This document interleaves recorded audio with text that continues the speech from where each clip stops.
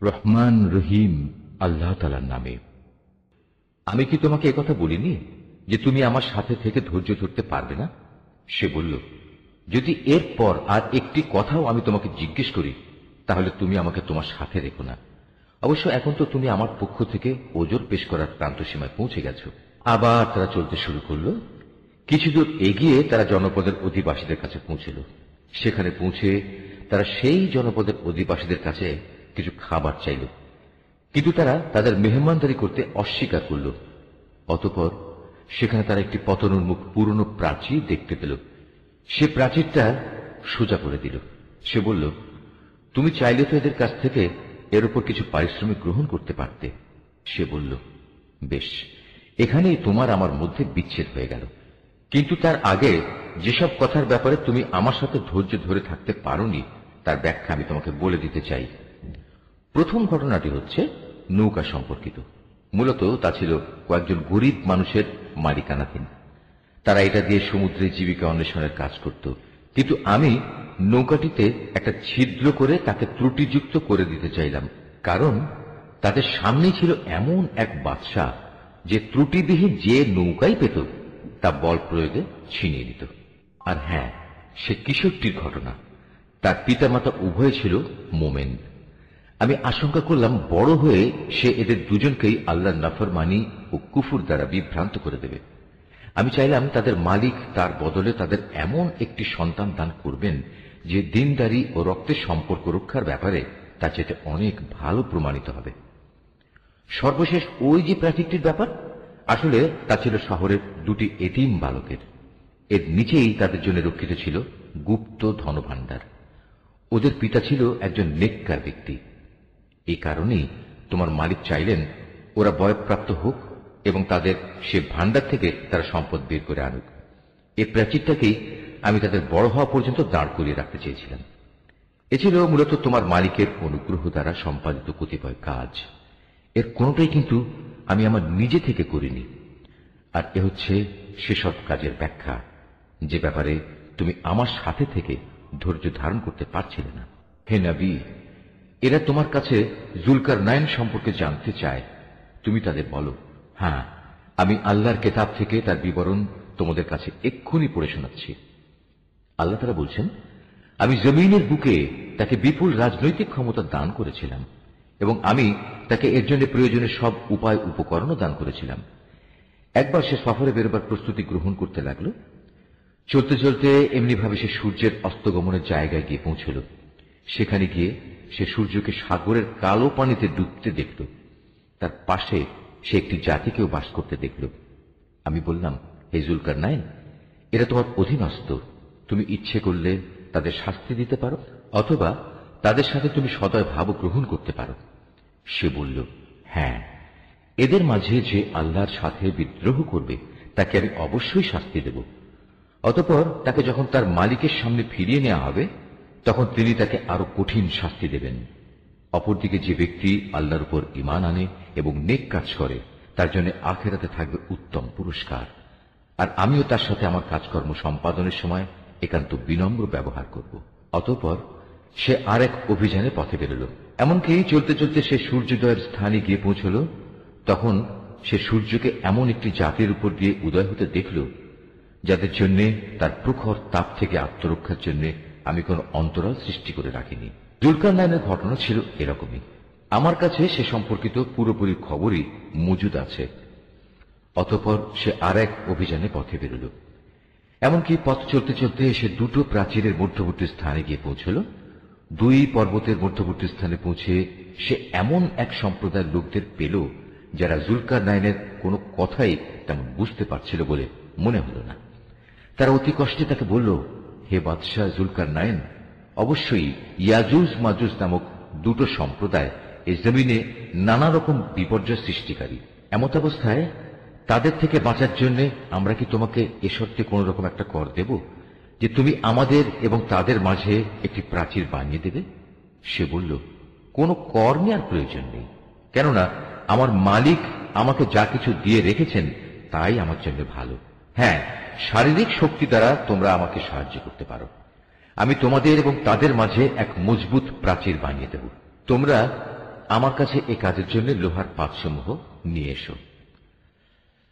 অতঃপর সে অনুযায়ী তা আনা হল এবং প্রাচীর তৈরির কাজও শুরু হল। যখন মধ্যবর্তী ফাঁকা স্থানটি পূর্ণ হয়ে লৌহ স্তূপগুলো দুটো পর্বতে সমান হয়ে গেল, তখন সে তাদের লক্ষ্য করে বলল, তোমরা হাঁপড়ে দম দিতে থাকো। অতঃপর যখন তা আগুনের মতো উত্তপ্ত হল, তখন সে বলল, এখন তোমরা আমার কাছে কিছু গলানো তামা নিয়ে এসো, আমি তা এর ওপর ঢেলে দেব। সুতরাং এভাবেই এমন একটি মজবুত প্রাচীর তৈরি হয়ে গেল যে তারা তারপর উঠতে সক্ষম হল না, না তারা তা ভেদ করে বাইরে আসতে পারল। জুলকারনাইন বলল, এই যা কিছু হয়েছে তা সবই আমার মালিকের অনুগ্রহে হয়েছে, কিন্তু যখন আমার মালিকের ওয়াদা মতো কিয়ামত আসবে, তখন তিনি তা চূর্ণ বিচূর্ণ করে একাকার করে দেবেন। আর আমার মালিকের ওয়াদা হচ্ছে সত্য ওয়াদা। কিয়ামতের আগে আমি তাদের দলে দলে ছেড়ে দেব।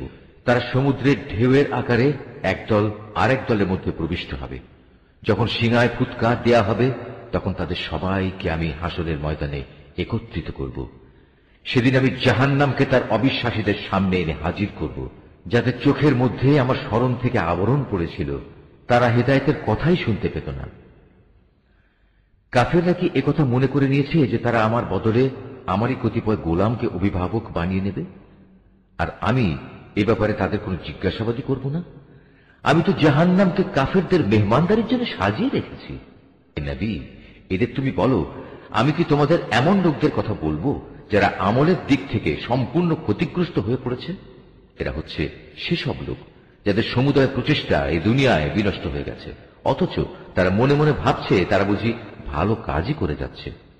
এরাই হচ্ছে সেসব লোক যারা তাদের মালিকের আয়াতসমূহকে অস্বীকার করে এবং অস্বীকার করে তার সাথে ওদের সাক্ষাতের বিষয়টিও। এর ফলে ওদের সব কর্মই নিষ্ফল হয়ে যায়। তাই কিয়ামতের দিন আমি তাদের জন্য ওজনের কোন মানদণ্ড স্থাপন করব না। এটাই জাহান্নাম, এটাই হলো তাদের যথার্থ পাওনা। কেননা তারা স্বয়ং স্রষ্টাকে অস্বীকার করেছে, উপরন্তু তারা আমার আয়াতসমূহ ও তার বাহক রসুলদের বিদ্রুপের বিষয় হিসেবে গ্রহণ করেছে। অপরদিকে যারা আল্লাহ তাআলার উপর ঈমান এনেছে এবং সে অনুযায়ী নেক আমল করেছে, তাদের মেহমানদারির জন্য জান্নাতুল ফিরদাউস সাজানো রয়েছে। সেখানে তারা চিরদিন থাকবে। সেদিন তারা সেখান থেকে অন্য কোথাও যেতে চাইবে না। হে নবী, তুমি এদের বলো, আমার মালিকের প্রশংসার কথাগুলো লিপিবদ্ধ করার জন্য যদি সমুদ্র কালি হয়ে যায়, তাহলে আমার মালিকের জ্ঞানের কথা লেখা শেষ হওয়ার আগেই সমুদ্র শুকিয়ে যাবে। এমনকি যদি আমি তার মতো আরো সমুদ্রকে লেখার কালি করে সাহায্য করার জন্য নিয়ে আসি, তবু। হে নবী, তুমি এদের বলো, আমি তো তোমাদের মতোই একজন রক্ত মাংসের মানুষ, তবে আমার উপর ওহী নাজিল হয়, আর সে ওহীর মূল কথা হচ্ছে তোমাদের মাবুদ হচ্ছেন একজন। অতএব তোমাদের মাঝে যদি কেউ তার মালিকের সাক্ষাৎ কামনা করে, সে যেন হামেশা নেক আমল করে, সে যেন কখনো তার মালিকের ইবাদতে অন্য কাউকে শরীক না করে। সূরা মারইয়াম, রহমান রহিম আল্লাহ তাআলার নামে। কাফ হা ইয়া আইন সাদ। হে নবী, এ হচ্ছে তোমার মালিকের অনুগ্রহের কথাগুলো স্মরণ করা, যা তিনি তার এক অনুগত বান্দা জাকারিয়ার উপর প্রেরণ করেছিলেন। যখন সে একান্ত নীরবে তার মালিককে ডাকছিল, সে বলেছিল, হে আমার মালিক, আমার শরীরের হাড় দুর্বল হয়ে পড়েছে এবং আমার মাথা শুভ্র জল হয়ে গেছে, তুমি আমার দোয়া কবুল করো। হে আমার মালিক, আমি তো কখনো তোমাকে ডেকে ব্যর্থ হইনি। আমার মৃত্যুর পর আমি আমার পেছনে পড়ে থাকা আমার ভাই বন্ধুদের দিনের ব্যাপারে আশঙ্কা করছি। অপরদিকে আমার স্ত্রী হচ্ছে বন্ধা, সন্তান ধারণে সে সক্ষম নয়। তাই তুমি একান্ত তোমার কাছ থেকে আমাকে একজন উত্তরাধিকারী দান করো, যে আমার উত্তরাধিকারিত্ব করবে ইয়াকুবের বংশের। হে আমার মালিক, তুমি তাকে একজন সন্তোষভাজন ব্যক্তি বানাও। আল্লাহ তাআলা বললেন, হে জাকারিয়া, আমি তোমাকে একটি ছেলে হওয়ার সুখবর দিচ্ছি। তার নাম হবে ইয়াহিয়া। এর আগে এ নামে আমি কোনো মানুষের নামকরণ করিনি। সে বলল, হে আমার মালিক, আমার ছেলে হবে কিভাবে? আমার স্ত্রী তো বন্ধা এবং আমি নিজেও এখন বার্ধক্যের শেষ সীমানায় এসে উপনীত হয়েছি। আল্লাহ তাআলা বললেন, হ্যাঁ, এটা এভাবেই হবে। তোমার মালিক বলছেন, এটা আমার জন্য নিতান্ত সহজ কাজ। আমি তো এর আগেও তোমাকেও সৃষ্টি করেছিলাম যখন তুমি কিছুই ছিলে না। সে বলল, হে আমার মালিক, আমাকে এজন্য কিছু একটা নিদর্শন বলে দাও। তিনি বললেন, হ্যাঁ, তোমার নিদর্শন হচ্ছে সুস্থ থেকেও তুমি ক্রমাগত 3 রাত মানুষদের সাথে কোন রকম কথাবার্তা বলবে না। অতঃপর সে কামরা থেকে বেরিয়ে তার জাতির লোকদের কাছে এলো এবং ইশারা ইঙ্গিতে তাদের বুঝিয়ে দিল তারা যেন সকাল সন্ধ্যা আল্লাহ তাআলার পবিত্রতা ও মহিমা ঘোষণা করে। এরপর একসময় ইয়াহিয়ার জন্ম হল। সে যখন বড় হল তখন আমি তাকে বললাম, হে ইয়াহিয়া, আমার কিতাবকে তুমি শক্ত করে ধারণ করো। আসলে আমি তাকে ছেলেবেলায় বিচার বুদ্ধি দান করেছিলাম। সে আমার একান্ত কাছ থেকেই হৃদয়ে কোমলতা ও পবিত্রতা লাভ করল। সে ছিল আসলেই একজন পরেজগার ব্যক্তি। তদুপরি সে ছিল পিতামাতার একান্ত অনুগত, কখন অবাধ্য ও নাফরমান ছিল না। তার প্রতি শান্তি বর্ষিত হয়েছিল যেদিন তাকে জন্ম দেওয়া হয়েছে। শান্তি বর্ষিত হবে সেদিন যেদিন সে মৃত্যুবরণ করবে এবং যেদিন পুনরায় সে জীবিত হয়ে পুনরুত্থিত হবে। হে নবী, এ কিতাবে মারিয়ামের কথা তুমি তাদের স্মরণ করিয়ে দাও, বিশেষ করে সেই সময়ের কথা যখন সে তার পরিবারের লোকজনদের কাছ থেকে আলাদা হয়ে পূর্ব দিকের একটি ঘরে গিয়ে আশ্রয় নিয়েছিল। অতঃপর লোকদের কাছ থেকে নিজেকে আড়াল করার জন্য সে পর্দা করল। আমি তার কাছে আমার রূহ জিব্রাইলকে পাঠালাম। সে পূর্ণ মানুষের আকৃতিতে তার সামনে গিয়ে আত্মপ্রকাশ করল। সে বলল, হে আগত ব্যক্তি, তুমি যদি আল্লাহ তাআলাকে ভয় করো তাহলে আমি তোমার অনিষ্ট থেকে দয়াময় আল্লাহ তাআলার কাছে পানা চাই। সে বলল, আমি তোমার মালিকের পাঠানো দূত। আমি তো এজন্য এসেছি যেন তোমাকে একটি পবিত্র সন্তান দিয়ে যেতে পারি। সে বলল, এ কি বলছো তুমি? আমার ছেলে হবে কিভাবে? আমাকে তো আজ পর্যন্ত কোনো পুরুষ স্পর্শও করেনি, আর না আমি কখনো অসতী ছিলাম।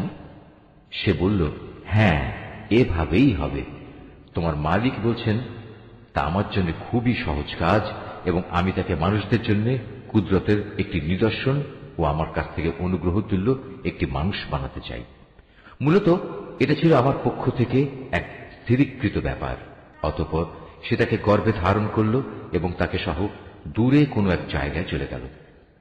তারপর প্রসব বেদনা তাকে আশ্রয়ের জন্য এক খেজুর গাছের নিচে নিয়ে এলো।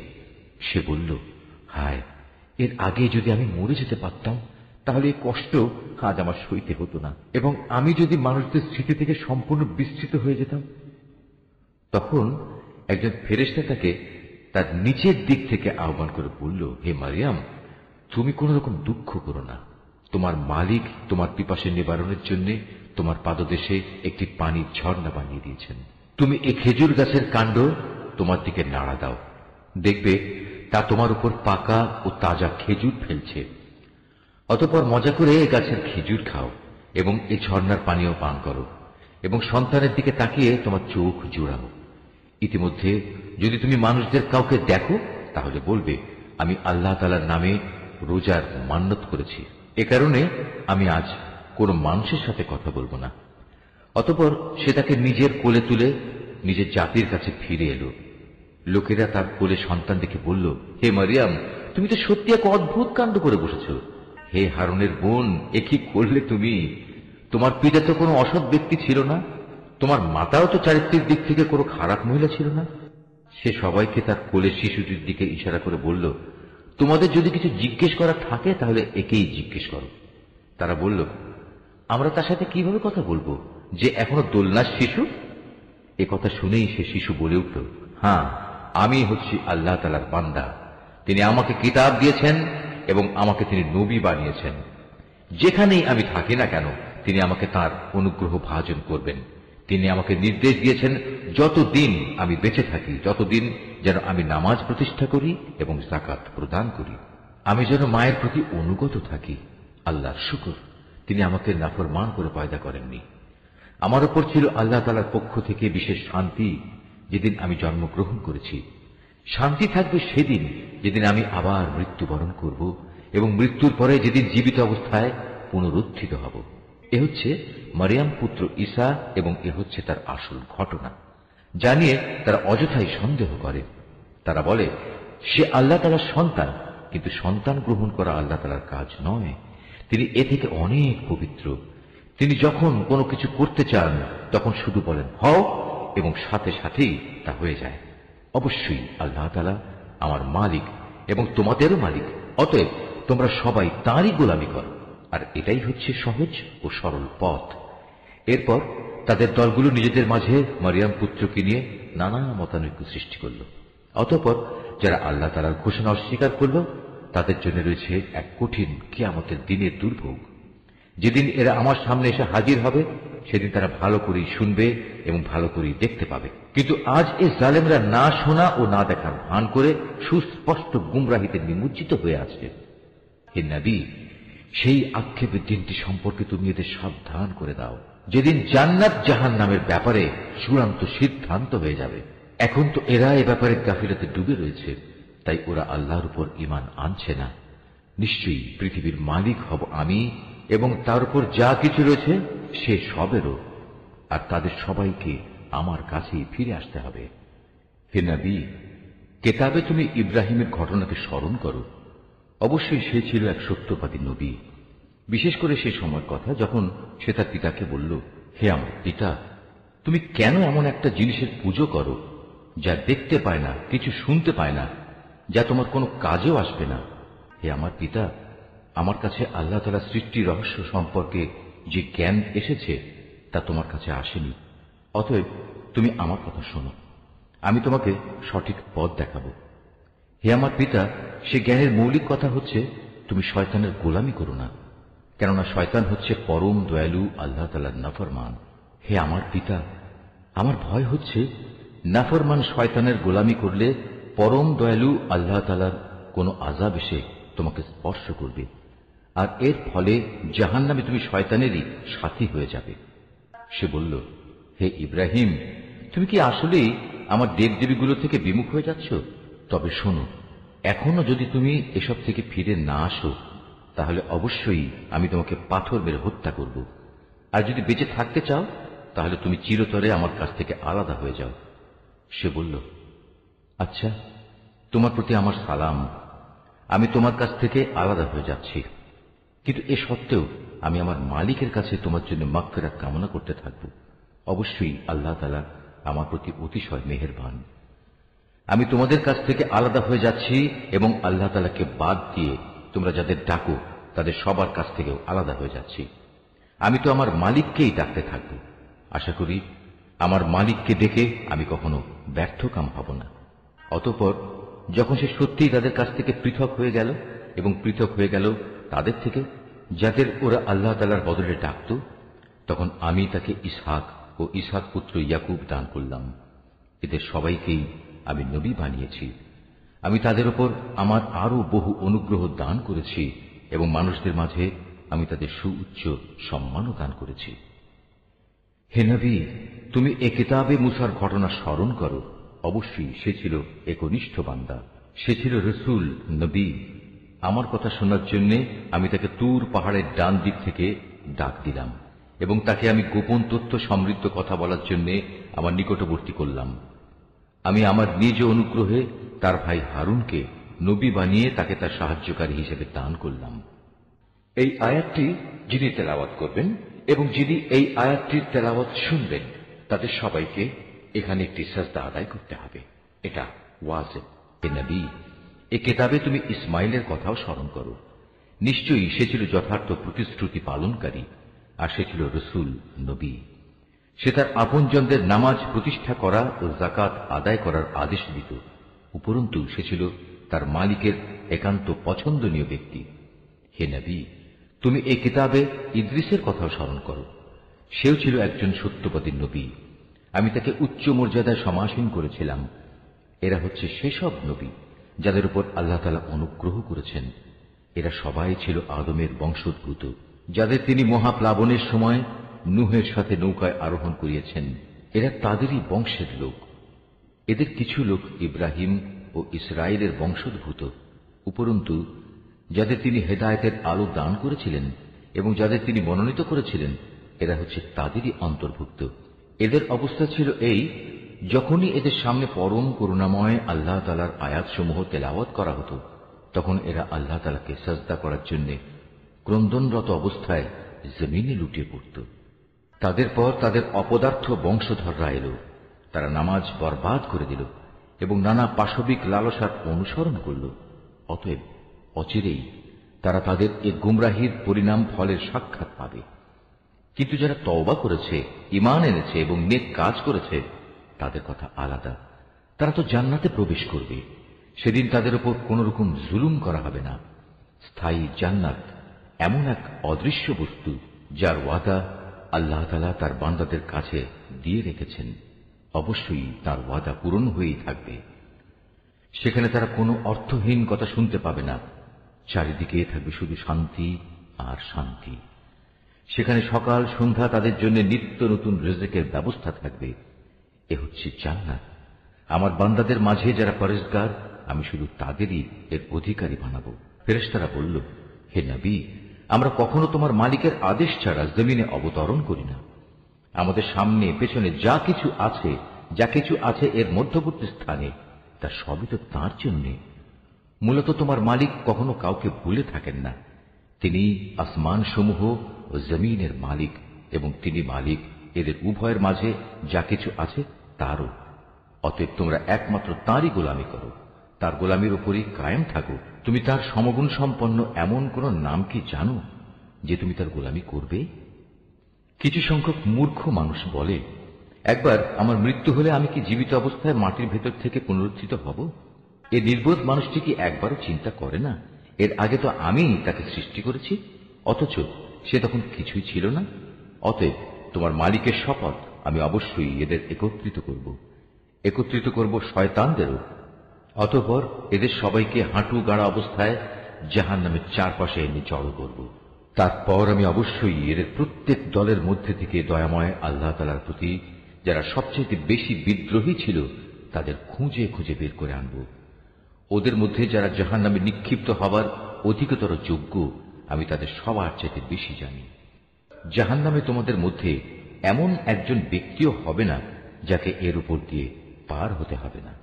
এটা হচ্ছে তোমার মালিকের অমোঘ সিদ্ধান্ত। এ পার হওয়ার সময় আমি শুধু ওসব মানুষদেরই মুক্তি দেব যারা দুনিয়ার জীবনে আল্লাহ তাআলাকে ভয় করেছে। অবশিষ্ট জালেমদের আমি নতজানু অবস্থায় সেখানে রেখে দেব। তাদের সামনে যখন আমার সুস্পষ্ট আয়াতসমূহ তেলাওয়াত করা হয়েছে, তখন তারা ঈমানের বদলে কুফরি করেছে।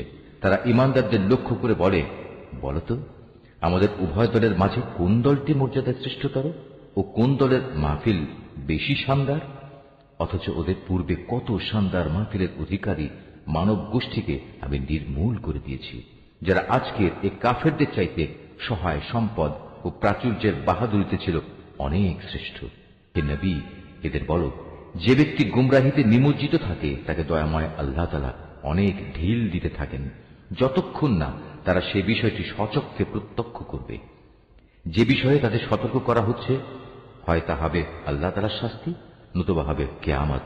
তেমন সময় উপস্থিত হলে তারা অচিরেই একথা জানতে পারবে কোন ব্যক্তিটি মর্যাদায় নিকৃষ্ট ছিল এবং কার জনশক্তি ছিল দুর্বল। এর বিপরীত যারা হেদায়েতের পথে চলে, আল্লাহ তাআলা দিন দিন তাদের হেদায়েতের পরিমাণ বাড়িয়ে দেন। হে নবী, তোমার মালিকের কাছে তো স্থায়ী জিনিস হিসেবে মানুষের নেক আমলই হচ্ছে সর্বোৎকৃষ্ট পুরস্কার পাবার দিক থেকে যেমনটা ভালো, প্রতিদান হিসেবেও তা তেমনি উত্তম। তুমি সে ব্যক্তির অবস্থা লক্ষ্য করেছ কি, যে আমার আয়াতসমূহকে প্রত্যাখ্যান করে এবং অধ্যত্বের সাথে বলে বেড়ায়, কিয়ামতের দিন আমাকে অবশ্যই আমার মাল ও সন্তান ফেরত দেয়া হবে? সে কি অদৃশ্য জগতের কোন খবর পেয়েছে? না দয়াময় আল্লাহ তাআলার কাছ থেকে এ ব্যাপারে সে কোনো প্রতিশ্রুতি আদায় করে নিয়েছে? না, এর কোনটাই নয়। যা কিছু সে বলে আমি তার প্রতিটি কথাই লিখে রাখব, এবং সে হিসেবেই কিয়ামতের দিন আমি তার শাস্তি বাড়াতে থাকব। সে যা কিছু আজ বলছে আমিই হব তার অধিকারী, আর সে একান্ত একা ও নিঃসঙ্গ অবস্থায় আমার কাছে ফিরে আসবে। এরা আল্লাহ তাআলাকে বাদ দিয়ে অন্যদের মাবুদ বানায়, যেন এরা তাদের জন্য সাহায্যকারী হতে পারে। কিন্তু না, কিয়ামতের দিন বরং এরা তাদের ইবাদতের কথা সম্পূর্ণত অস্বীকার করবে। এরা তখন তাদের বিপক্ষ হয়ে যাবে।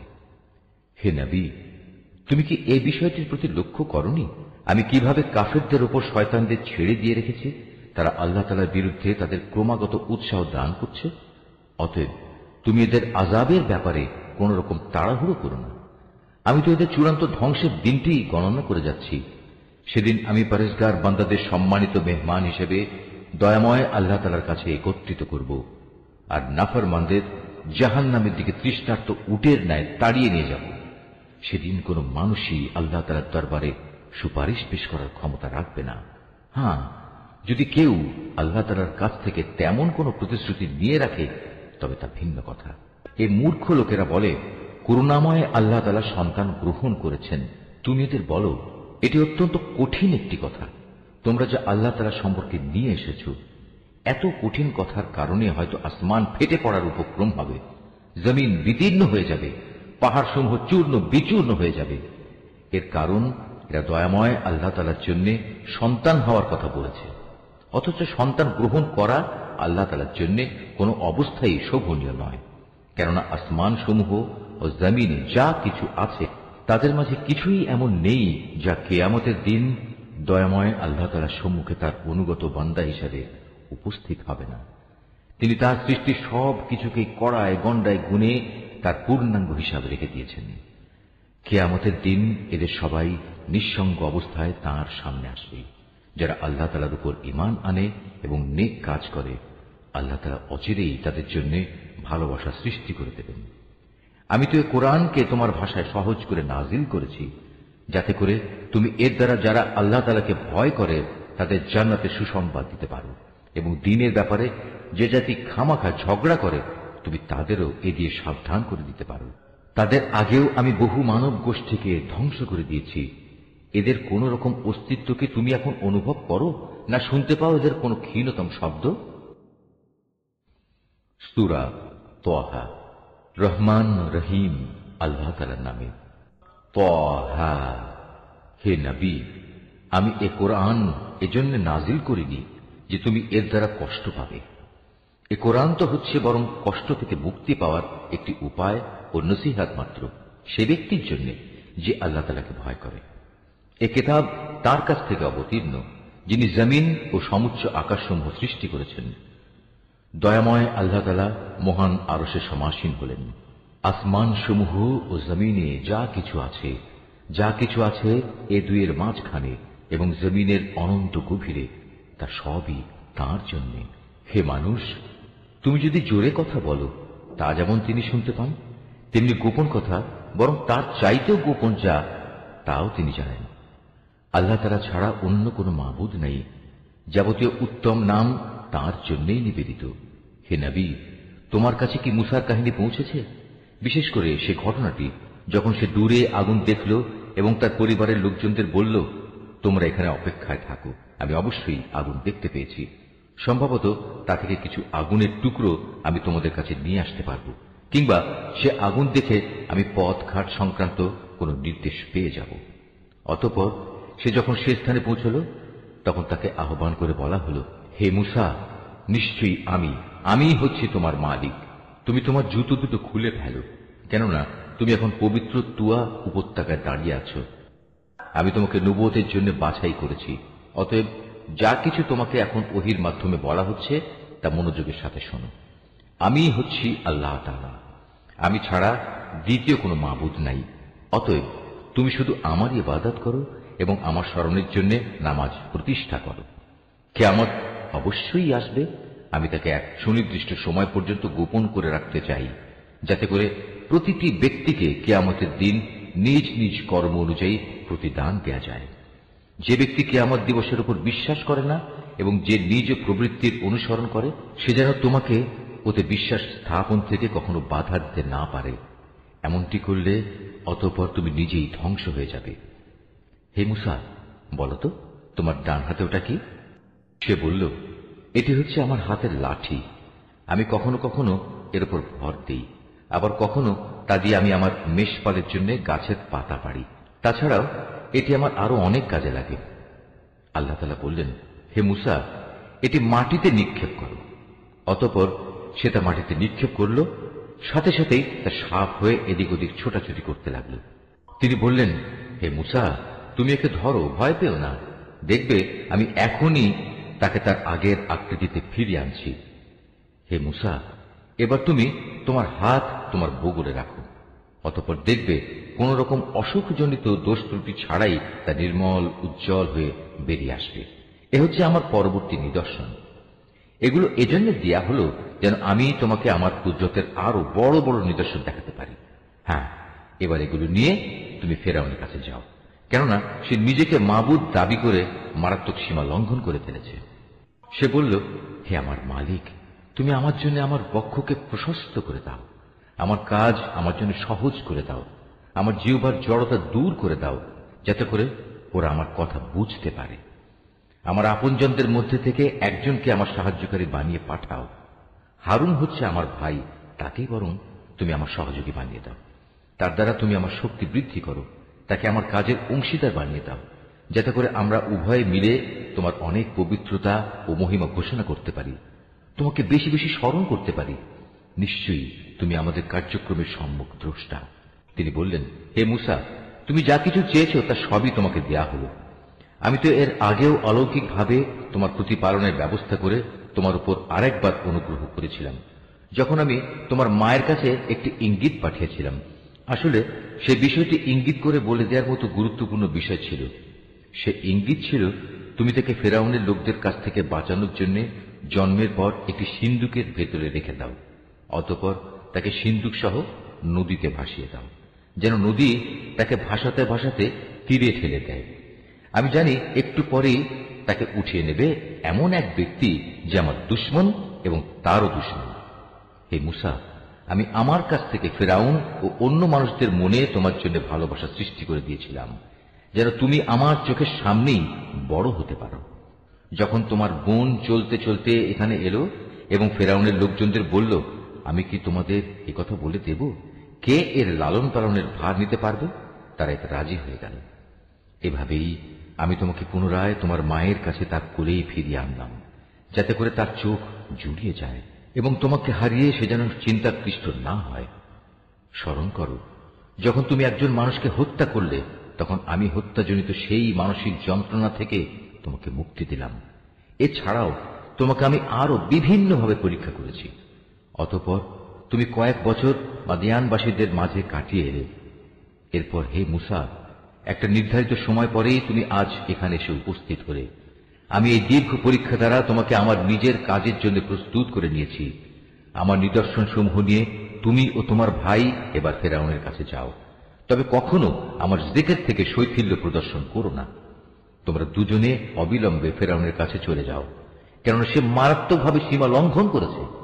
হেদায়েত পেশ করার সময় তোমরা তার সাথে নম্র কথা বলবে। হতে পারে সে তোমাদের উপদেশ কবুল করবে, অথবা সে আমার ভয় করবে। তারা বলল, হে আমাদের মালিক, আমরা ভয় করছি সে আমাদের সাথে বাড়াবাড়ি করবে, কিংবা সে আরো বেশি সীমা লঙ্ঘন করে বসবে। আল্লাহ তাআলা বললেন, তোমরা কোন রকম ভয় করো না, আমি তো তোমাদের সঙ্গেই আছি, আমি সব কিছু শুনি, সব কিছু দেখি। সুতরাং তোমরা উভয়ই তার কাছে যাও এবং বলো, আমরা তোমার মালিকের পাঠানো দুজন রাসূল। অতএব এই নিপীড়িত বনী ইসরায়েলের লোকদের তুমি আমাদের সাথে যাবার অনুমতি দাও। তুমি তাদের আর কষ্ট দিও না। আমরা তোমার কাছে তোমার মালিকের কাছ থেকে নবুয়তের নিদর্শন নিয়ে এসেছি, এবং যারা এই হেদায়েতের অনুসরণ করবে তাদের জন্য রয়েছে অনাবিল এক শান্তি। আমাদের ওপর এ মর্মে ওহী নাজিল করা হয়েছে, যে ব্যক্তি আল্লাহ তাআলাকে অস্বীকার করবে এবং যে ব্যক্তি তার আদেশ থেকে মুখ ফিরিয়ে নেবে, তার উপর আল্লাহর আযাব পড়বে। এসব শোনার পর ফিরআউন বলল, হে মূসা, বলো কে আবার তোমাদের মালিক? সে বলল, আমাদের মালিক তিনি, যিনি প্রতিটি জিনিসকে তার যথাযোগ্য আকৃতি দান করেছেন, অতঃপর তাদের সবাইকে সঠিক পথ নির্দেশ দিয়েছেন। সে বলল, তাহলে আগের লোকদের অবস্থা কি হবে? সে বলল, সে বিষয়ে জ্ঞান আমার মালিকের কাছে সংরক্ষিত একটি বিশেষ গ্রন্থে মজুদ আছে। আমার মালিক কখনো ভুল পথে যান না, তিনি কারো কোনো কথা ভুলেও যান না।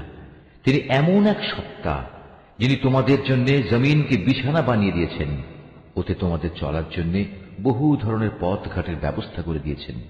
তিনি আকাশ থেকে বৃষ্টির পানি প্রেরণ করেন, অতঃপর তা দিয়ে জমিন থেকে বিভিন্ন ধরনের উদ্ভিদ বের করে আনেন, যেন তোমরা তা নিজেরাও খাও এবং তাতে তোমাদের পশুদেরও চড়াতে পারো। অবশ্যই এর মাঝে বিবেক সম্পন্ন মানুষদের জন্য শিক্ষার অনেক নিদর্শন রয়েছে। তোমরা যে জমিনের ওপর রয়েছ তা থেকেই আমি তোমাদের পয়দা করেছি, তাতেই আমি তোমাদের ফিরিয়ে নিয়ে যাব, এবং পরিশেষে তা থেকেই আমি তোমাদের দ্বিতীয়বার বের করে আনব। ফেরাউনের অবস্থা ছিল, আমি তাকে আমার যাবতীয় নিদর্শন দেখিয়েছি, কিন্তু এ সত্ত্বেও সে একে মিথ্যা প্রতিপন্ন করেছে এবং অবিশ্বাস করেছে। এক পর্যায়ে ফেরাউন বলল, হে মুসা, তুমি কি নবুয়তের দাবি নিয়ে এজন্য আমাদের কাছে এসেছ যে তুমি তোমার জাদু ও তেলেসমাতি দিয়ে আমাদের দেশ থেকে বের করে দেবে? তবে হ্যাঁ, আমরাও তোমার সামনে অনুরূপ জাদু এনে হাজির করব। অতএব এসো, তোমার এবং আমাদের মাঝে একটা মোকাবেলার ওয়াদা ঠিক করে নি, যার আমরাও খেলাপ করব না, তুমিও করবে না। তবে এটা হবে খোলা ময়দানে, যেন সবাই তা দেখতে পায়। সে বলল, হ্যাঁ, তোমাদের সাথে প্রতিযোগিতার ওয়াদা হবে তোমাদের মেলা বসার দিন। সেদিন মধ্যদিনেই যেন লোকজন এসে জমা হয়ে যায়। অতঃপর ফেরাউন উঠল এবং কথা অনুযায়ী জাদুর সামানপত্র জমা করল।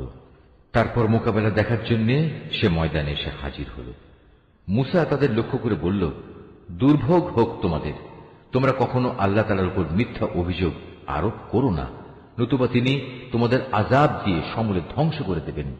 আর যে ব্যক্তি মিথ্যা বানায় সেই মূলত ব্যর্থ হয়ে যায়। মুসার কথা শুনে তারা নিজেদের পরিকল্পনার ব্যাপারে একে অন্যের সাথে মতবিরোধ করল, কিন্তু তারা গোপন সলা পরামর্শ গোপনই রাখল। ফেরাউনের লোকজন বলল, অবশ্যই এই দুজন মানুষ হচ্ছে জাদুকর। তারা জাদুর খেলা দিয়ে তোমাদের দেশ থেকে তোমাদের বের করে দিতে এবং তোমাদের এই উৎকৃষ্ট জীবন ব্যবস্থার অস্তিত্ব খতম করে দিতে চায়। অতএব হে জাদুকররা, তোমরা তোমাদের সব জাদু একত্রিত করো, তারপর সারিবদ্ধ হয়ে জাদু দেখানোর জন্য উপস্থিত হয়ে যাও। আজ যে এ মোকাবেলায় জয়ী হবে সেই হবে সফল কাম। তারা বলল, হে মুসা, বল, আগে তুমি তোমার লাঠি নিক্ষেপ করবে না আমরা আমাদের জাদু নিক্ষেপ করব? সে বলল, তোমরাই বরং আগে নিক্ষেপ করো। জাদুর প্রভাবে তার কাছে মনে হলো তাদের জাদুর রশি ও লাঠিগুলো বুঝি এদিক সেদিক ছোটাছুটি করছে। এতে মুসা তার অন্তরে কিছুটা ভয় ও শঙ্কা অনুভব করল। আমি বললাম, হে মুসা, তুমি ভয় পেও না, শেষতক তুমিই বিজয়ী হবে। হে মুসা, তোমার ডান হাতে যে লাঠি আছে তা ময়দানে নিক্ষেপ করো, দেখবে এ যাবৎ যা খেলা ওরা বানিয়েছে এটা সেগুলোকে গ্রাস করে ফেলব। মূলত ওরা যা কিছুই করেছে তা তো ছিল নেহায়েত জাদুকরের কৌশল, আর জাদুকর কখনো কামিয়াব হয় না যে রাস্তা দিয়ে সে আসুক না কেন। মুসার লাঠি বিশাল অজগর হয়ে জাদুকরদের সাপগুলো গিলে ফেলল। এটা দেখে অতঃপর জাদুকররা সবাই সাজদাবনত হয়ে গেল এবং তারা বলল, আমরা হারুন ও মুসার মালিকের উপর ঈমান আনলাম। সে ফেরাউন বলল, আমি তোমাদের এ ধরনের কোন অনুমতি দেওয়ার আগেই তোমরা তার উপর ঈমান আনলে। আমি দেখতে পাচ্ছি সেই হচ্ছে আসলে তোমাদের প্রধান গুরু, যে তোমাদের জাদু শিক্ষা দিয়েছে। দেখো এবার আমি কি করি। আমি তোমাদের হাত পা উল্টো দিক থেকে কেটে ফেলব। তদুপরি আমি তোমাদের খেজুর গাছের কাণ্ডে শুল বিদ্ধ করব। তোমরা অচিরেই জানতে পারবে আমাদের উভয়ের মধ্যে কার শাস্তি কত কঠোরতর ও অধিক স্থায়ী। তারা বলল, আমাদের কাছে যে স্পষ্ট নিদর্শন এসেছে এবং যিনি আমাদের এ দুনিয়ায় পয়দা করেছেন তার উপর আমরা কখনোই তোমাকে প্রাধান্য দেব না। সুতরাং তুমি যা করতে চাও তাই করো। তুমি বড়জোর এ পার্থিব জীবন সম্পর্কেই কোনো সিদ্ধান্ত গ্রহণ করতে পারবে। আমরা তো আমাদের মালিকের উপর ঈমান এনেছি, যাতে করে তিনি আমাদের গুনাহসমূহ, বিশেষ করে তুমি যে আমাদের জাদু করতে বাধ্য করেছ, তা যেন মাফ করে দেন। আমরা বুঝতে পেরেছি আল্লাহ তাআলাই হচ্ছেন শ্রেষ্ঠ, তিনি হচ্ছেন অধিকতর স্থায়ী। যে ব্যক্তি কোনো অপরাধে অপরাধী হয়ে তার মালিকের দরবারে হাজির হবে তার জন্য থাকবে জাহান্নাম। আর জাহান্নাম এমন এক জায়গা যেখানে মানুষ মরতে চাইলেও মরবে না, আবার বাঁচার মতো করে বাঁচবেও না। অপরদিকে যে ব্যক্তি তার কাছে মোমেন হয়ে কোনো নেক কাজ নিয়ে হাজির হবে তারাই হচ্ছে সেসব লোক যাদের জন্য রয়েছে সমুচ্চ মর্যাদা, এমন এক স্থায়ী জান্নাত যার পাদদেশ দিয়ে ঝর্ণা ধারা প্রবাহিত হবে। সেখানে তারা থাকবে চিরকাল। এ হচ্ছে সে ব্যক্তির পুরস্কার যে স্বীয় জীবন পবিত্র রেখেছে। আমি মুসার কাছে এ মর্মে ওহী পাঠিয়েছি, তুমি আমার বান্দাদের নিয়ে রাতের বেলায় এই দেশ ছেড়ে চলে যাও এবং আমার আদেশে তুমি ওদের জন্য সমুদ্রের মধ্যে একটি শুষ্ক সড়ক বানিয়ে নাও। পেছন থেকে কেউ তোমাকে ধাওয়া করবে এই আশঙ্কা তুমি কখনোই করো না। মুসা তার জাতিকে নিয়ে সাগরের পানি বেরিয়ে গেল। অতঃপর ফেরাউন তার সৈন্য সামন্ত সহ তাদের পশ্চাৎ ধাবন করল। তারপর সাগরের অথই পানি তাদের ডুবিয়ে দেয়, ঠিক যেমনটি তাদের ডুবিয়ে দেওয়া উচিত ছিল। মূলত ফেরাউন তার জাতিকে গোমরাহ করে দিয়েছে। সে কখনোই তাদের সঠিক পথ দেখায়নি। হে বনী ইসরাইল, চেয়ে দেখো আমি কিভাবে তোমাদের প্রধান শত্রু ফেরাউন থেকে তোমাদের মুক্তি দিয়েছি, এবং আমি তোমাদের নবীর কাছে তুর পাহাড়ের ডান দিকে যে স্থানে তাওরাত গ্রন্থ দানের ওয়াদা করেছিলাম তাও পূরণ করেছি। তোমাদের জন্য আমি আরো নাজিল করেছি তোমাদের প্রতি এক পবিত্র খাবার, যার নাম মান এবং সালওয়া। তোমাদের আমি যা ভালো খাবার দান করেছি তা খাও, এবং তাতে বাড়াবাড়ি করো না, নতুবা তোমাদের উপর আমার গজব অবধারিত হয়ে যাবে, আর যার উপর আমার গজব নাজিল হবে সে তো ধ্বংসই হয়ে যাবে। আমি অবশ্যই তার প্রতি ক্ষমাশীল, যে ব্যক্তি তওবা করল অতঃপর সৎপথে অবিচল থাকল। মুসা পাহাড়ে আসার পর আমি বললাম, হে মুসা, কেন তুমি তোমার জাতির লোকদের থেকে তাড়াতাড়ি তুর পর্বতে চলে এলে? সে বলল, না, তারা তো আমার পেছনেই রয়েছে। আমি তোমার কাছে আসতে তাড়াতাড়ি করলাম যাতে করে, হে মালিক, তুমি আমার ওপর সন্তুষ্ট হও। তিনি বললেন, তোমার চলে আসার পর আমি তোমার জাতিকে আর এক পরীক্ষা ফেলেছি। সামেরি নামের এক ব্যক্তি তাদের গোমরা করে দিয়েছিল। অতঃপর মুসা অত্যন্ত ক্রুদ্ধ ও ক্ষুব্ধ হয়ে তার জাতির কাছে ফিরে এল। এসে তাদের সে বলল, হে আমার জাতি, এ তোমরা কি করলে? আল্লাহ তাআলা কি তোমাদের একটি উত্তম প্রতিশ্রুতি দেননি যে তোমাদের তিনি এ জমিনের কর্তৃত্ব সমর্পণ করবেন? তবে কি আল্লাহ তাআলার এ প্রতিশ্রুতির সময়টি তোমাদের কাছে খুব দীর্ঘ মনে হয়েছিল? তোমরা আর অপেক্ষা করতে পারলে না? কিংবা তোমরা এটাই চেয়েছ তোমাদের উপর তোমাদের মালিকের গজব অবধারিত হয়ে পড়ুক? অতঃপর তোমরা আমার ওয়াদাই ভঙ্গ করে ফেললে। তারা বলল, হে মুসা, আমরা তোমার প্রতিশ্রুতি নিজেদের ইচ্ছায় ভঙ্গ করিনি। আসলে যা ঘটেছে তা ছিল, মানুষদের অলংকার পত্রের বোঝা আমাদের উপর চাপানো হয়েছিল। আমরা তা বইতে না পেরে আগুনে নিক্ষেপ করে দিই। এ ছিল আমাদের অপরাধ। এভাবেই সামেরি আমাদের প্রতারণার জালে নিক্ষেপ করল। তারপর সে অলংকার দিয়ে তাদের জন্য একটি বাছুর বানিয়ে বের করে আনল। মূলত তা ছিল একটি নিষ্প্রাণ অবয়ব, তাতে গরুর মতো শব্দ ছিল মাত্র। তারা এটুকু দেখেই বলতে লাগলো, এ হচ্ছে তোমাদের মাবুদ। এটি মুসার মাবুদও। কিন্তু মুসা এর কথা ভুলে আর এক মাবুদের সন্ধানে তুর পাহাড়ে চলে গেছে। ধিক তাদের বুদ্ধির উপর! তারা কি দেখেনি ওটা তাদের কথার কোনো উত্তর দেয় না, না ওটা তাদের কোন রকম ক্ষতি কিংবা উপকার করার ক্ষমতা রাখে? মুসা তার জাতির কাছে ফিরে আসার আগেই হারুন তাদের বলেছিল, হে আমার জাতি, এই গোবাছুর দ্বারা তোমাদের ঈমানেরই পরীক্ষা নেওয়া হচ্ছে। তোমাদের মালিক তো হচ্ছেন দয়াময় আল্লাহ তাআলা। তোমরা আমার অনুসরণ করো এবং আমার আদেশ মেনে চলো। ওরা বলল, যতক্ষণ পর্যন্ত মুসা আমাদের কাছে ফিরে না আসবে আমরা এই পূজা থেকে বিরত হব না। মুসা এসে এসব নাফরমানি কাজ দেখল। সে বলল, হে হারুন, তুমি যখন দেখলে ওরা গোমরা হয়ে গেছে, তখন তোমাকে কোন জিনিস বিরত রেখেছিল যে তুমি আমার কথার অনুসরণ করলে না? তুমি কি আমার আদেশ তাহলে অমান্যই করলে? সে বলল, হে আমার মায়ের ছেলে, তুমি আমার দাড়ি ও মাথার চুল ধরো না। আমি এমনই একটি আশঙ্কা করেছিলাম। তুমি ফিরে এসে হয়তো বলবে তুমি বনী ইসরায়েলদের মাঝে বিভেদ সৃষ্টি করেছ এবং তুমি আমার কথা পালনের যত্ন নাওনি। মুসা সামেরীকে জিজ্ঞেস করল, এবার বলো তোমার ব্যাপারটা কি হয়েছিল? সে বলল, আসলে আমি যা দেখেছিলাম তা ওরা দেখেনি। ঘটনাটা ছিল, আমি আল্লাহর বাণীবাহকের পদচিহ্ন থেকে এক মুঠো মাটি নিয়ে নিলাম, অতঃপর তা ওতে নিক্ষেপ করলাম। আমার মন কেন জানি এভাবেই আমাকে ব্যাপারটা বুঝিয়ে দিয়েছিল। সে বলল, চলে যাও আমার সম্মুখ থেকে। তোমার জীবদ্দশায় তোমার জন্য এই শাস্তি নির্ধারিত হল। তুমি বলতে থাকবে, আমাকে কেউ স্পর্শ করো না। এছাড়া তোমার জন্য আরো আছে পরকালের আযাবের ওয়াদা, যা কখনো তোমার কাছ থেকে সরে যাবে না। তাকিয়ে দেখো তোমার বানানো মাবুদের প্রতি, যার পূজায় তুমি এতদিন রত ছিলে। আমি ওকে অবশ্যই জ্বালিয়ে দেব, অতঃপর তার ছাই বিক্ষিপ্ত করে সমুদ্রে নিক্ষেপ করব। হে মানুষ, তোমাদের মাবুদ তো কেবল আল্লাহ তাআলাই, যিনি ব্যতীত দ্বিতীয় কোনো মাবুদ নেই। তিনি তার জ্ঞান দিয়ে সবকিছু পরিবেষ্টন করে আছেন। হে নবী, মুসার যেসব ঘটনা তোমাদের আগে ঘটেছে তার সংবাদ আমি এভাবেই তোমাকে শুনিয়ে যাব। তাছাড়া আমি তোমাকে আমার কাছ থেকে একটি স্মরণিকাও দান করেছি। যে কেউই এ স্মরণিকা থেকে মুখ ফিরিয়ে নেবে, সে কিয়ামতের দিন নিজ কাঁধে গুনাহের এক ভারী বোঝা বইবে। তারা সব সময় এ অবস্থায় থাকবে, কিয়ামতের কঠিন দিনে তাদের জন্য এ বোঝা কত মন্দ প্রমাণিত হবে। যেদিন সিনায় ফুৎকার দেয়া হবে, সেদিন আমি সব অপরাধীকে এমন অবস্থায় জমা করব, ভয়ে তাদের চোখ নীল ও দৃষ্টিহীন থাকবে।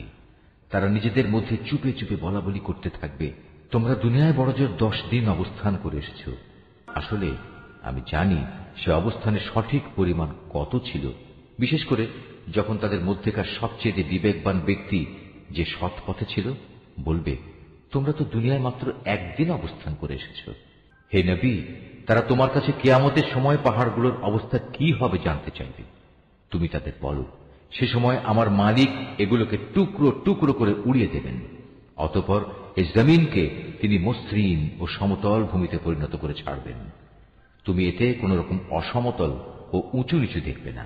সেদিন সব মানুষ একজন আহ্বানকারীর পেছনে চলতে থাকবে, তার জন্য কোনো বাঁকা পথ থাকবে না। সে চাইলেও অন্যদিকে যেতে পারবে না। সেদিন দয়াময় আল্লাহ তাআলার প্রচন্ড ক্ষমতার সামনে অন্য সব শব্দেই ক্ষীণ হয়ে যাবে। এ ভয়ঙ্কর পরিস্থিতিতে ভীত বিহবল মানুষের পায়ে চলার মৃদু আওয়াজ ছাড়া আর কিছুই তুমি শুনতে পাবে না। সেদিন পরাক্রমশালী আল্লাহ তাআলার সামনে কারো কোন রকম সুপারিশই কাজে আসবে না। অবশ্য যাকে করুণাময় আল্লাহ তাআলা অনুমতি দেবেন এবং যার কথায় তিনি সন্তুষ্ট হবেন তার কথা আলাদা।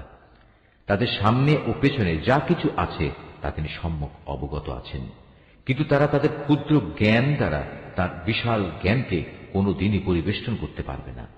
সেদিন মানুষের চেহারাগুলো সেই চিরঞ্জীব ও অনাদি সত্তার সামনে অবনত হয়ে যাবে। ব্যর্থ হবে সে ব্যক্তি যে সেদিন শুধু জুলুমের ভারী বহন করবে। অপরদিকে যে ব্যক্তি ঈমানের সাথে দুনিয়ায় নেক কাজ করেছে, সেদিন সে কোনো জুলুমের ভয় করবে না এবং কোনো ক্ষতির ভয়ও। এভাবেই আমি কোরআনকে পরিষ্কার আরবি ভাষায় নাজিল করেছি এবং তাতে মানুষদের পরিণাম সম্পর্কে সাবধানতা সংক্রান্ত কথাগুলো সবিস্তার বর্ণনা করেছি, যেন তারা গোমরাহি থেকে বেঁচে থাকতে পারে কিংবা তা তাদের জন্য চিন্তা ভাবনা সৃষ্টি করতে পারে। আল্লাহ তাআলা অতি মহান, তিনি সৃষ্টিকুলের প্রকৃত বাদশাহ, তিনি কোরআন নাজিল করেছেন। হে নবী, তোমার কাছে তার ওহী নাজিল পূর্ণ হওয়ার আগে কোরআনের ব্যাপারে কখনো তাড়াহুড়ো করো না। তবে জ্ঞান বাড়াতে চাইলে বলো, হে আমার মালিক, আমার জ্ঞান ভাণ্ডার তুমি বৃদ্ধি করে দাও। আমি এর আগে আদম সন্তানের প্রতি নির্দেশ দান করেছিলাম, কিন্তু সে এসব কথা ভুলে গেছে। আসলে আমি কখনো সে ব্যাপারে তাকে দৃঢ় সংকল্পবদ্ধ পাইনি। আমি ফেরেশতাদের যখন বলেছিলাম তোমরা আদমকে সিজদা করো, তখন তারা সাথে সাথেই সিজদা করল, কিন্তু ইবলিস সে অস্বীকার করল। আমি আদমকে বললাম, এ শয়তান হচ্ছে তোমার ও তোমার জীবন সাথীর দুশমন, সুতরাং দেখো এমন যেন না হয় যে সে তোমাদের উভয়কেই জান্নাত থেকে বের করে দেবে এবং এর ফলে তুমি দারুণ দুঃখ কষ্টে পড়ে যাবে। অথচ এখানে তুমি কখনো ক্ষুধার্ত হও না, কখনো পোশাক বিহীন হও না।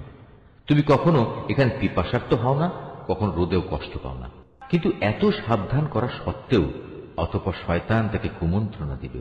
সে তাকে বলল, হে আদম, আমি কি তোমাকে অনন্ত জীবনদায়িনী একটি গাছের কথা বলবো, যার ফল খেলে তুমি এখানে চিরজীবন থাকতে পারবে, এবং বলবো এমন রাজত্বের কথা যার কখনো পতন হবে না। অতঃপর তারা উভয় ওই নিষিদ্ধ গাছের ফল খেল। সাথে সাথেই তাদের শরীরের লজ্জাস্থানসমূহ তাদের সামনে প্রকাশ হয়ে পড়ল এবং তারা লজ্জায় তাড়াতাড়ি করে জান্নাতের বিভিন্ন গাছের পাতা দ্বারা নিজেদের লজ্জাস্থান ঢাকতে শুরু করল। এভাবেই আদম তার মালিকের নাফরমানি করল এবং এ কারণে সে সাময়িকভাবে পথভ্রষ্ট হয়ে গেল। কিন্তু তার ক্ষমা প্রার্থনার পর তার মালিক তাকে তার বংশধরদের পথ প্রদর্শনের জন্য বাছাই করে নিলেন, তার উপর ক্ষমা পরবশ হলেন এবং তাকে সঠিক পথ নির্দেশ দিলেন। তিনি বললেন, শয়তান ও তোমরা এখন উভয় দলই এখান থেকে নেমে পড়ো। মনে রাখবে, তোমরা কিন্তু একজন আর একজনের জঘন্য দুশমন। অতঃপর তোমাদের জীবন পরিচালনার জন্য যদি আমার কোন হেদায়েত পথ নির্দেশ আসে, অতঃপর যে আমার হেদায়েত অনুসরণ করবে সে না কখনো দুনিয়ায় বিপদগামী হবে, না আখেরাতে সে কোনো কষ্ট পাবে। হ্যাঁ, যে ব্যক্তি আমার স্মরণ থেকে বিমুখ হবে তার জন্য জীবনের বাঁচার সামগ্রী সংকুচিত হয়ে যাবে। সর্বোপরি তাকে আমি কিয়ামতের দিন অন্ধ বানিয়ে হাজির করব। সে নিজেকে এভাবে দেখার পর বলবে, হে আমার মালিক, তুমি আমাকে কেন আজ অন্ধ বানিয়ে উঠালে? দুনিয়াতে তো আমি চক্ষুষ্মান ব্যক্তি ছিলাম। তিনি বলবেন, আসলে দুনিয়াতেও তুমি এমনই অন্ধ ছিলে। আমার আয়াতসমূহ তোমার কাছে এসেছিল, কিন্তু তুমি তা ভুলেছিলে। এভাবে আজ তোমাকেও ভুলে যাওয়া হবে। মূলত আমি এভাবেই তাদের প্রতিফল দিই। যারা আমার আয়াত নিয়ে বাড়াবাড়ি করে সে তার মালিকের আয়াতের উপর কখনো ঈমান আনে না সত্যিকার অর্থে পরকালের আযাবই হচ্ছে বেশি কঠিন এবং অধিক স্থায়ী। এদের আগে আমি কত কত জনপদ ধ্বংস করে দিয়েছি, আর এ ধ্বংসপ্রাপ্ত জনপদ সমূহের উপর দিয়ে এরা তো হামেশাই চলাফেরা করে। অবশ্যই এতে বিবেকবান মানুষদের জন্য নিদর্শন রয়েছে। যদি তোমার মালিকের পক্ষ থেকে এদের অবকাশ দেওয়ার এই ঘোষণা না থাকত এবং এদের উপর আযাব আসার সুনির্দিষ্ট কালক্ষণ আগেই ঠিক করা না থাকত, তাহলে এদের উপর কবেই আযাব অবশ্যম্ভাবী হয়ে পড়ত। অতএব হে নবী, এরা যা কিছুই বলে তুমি তার উপর ধৈর্য ধারণ করো। তুমি বরং তোমার মালিকের প্রশংসা, পবিত্রতা ও মহিমা ঘোষণা করো সূর্যোদয়ের আগে ও তা অস্ত যাওয়ার আগে। রাতের বেলায় ও দিনের দুই প্রান্তেও তুমি আল্লাহর পবিত্রতা ঘোষণা করো। তাহলে কিয়ামতের দিন তুমি সন্তুষ্ট হতে পারবে। হে নবী, পার্থিব জীবনের সৌন্দর্য স্বরূপ ভোগ বিলাসের সেসব উপকরণ আমি তাদের অনেককেই দিয়ে রেখেছি। তার দিকে তুমি কখনো তোমার দু চোখ তুলে তাকাবে না। আসলে আমি এ সব কিছু এ কারণেই দিয়েছি যেন আমি তাদের পরীক্ষা করতে পারি। মূলত তোমার মালিকের রিজিকই হচ্ছে উৎকৃষ্ট ও অধিক স্থায়ী। হে নবী, তোমার পরিবার পরিজনকে নামাজের আদেশ দাও এবং নিজেও তার উপর অবিচল থেকো। আমি তো তোমার কাছে কোন রকম রিজিক জীবন উপকরণ চাই না। রিজিক তো তোমাকে আমিই দান করি। আল্লাহ তাআলাকে ভয় করার জন্যই রয়েছে উত্তম পরিণাম।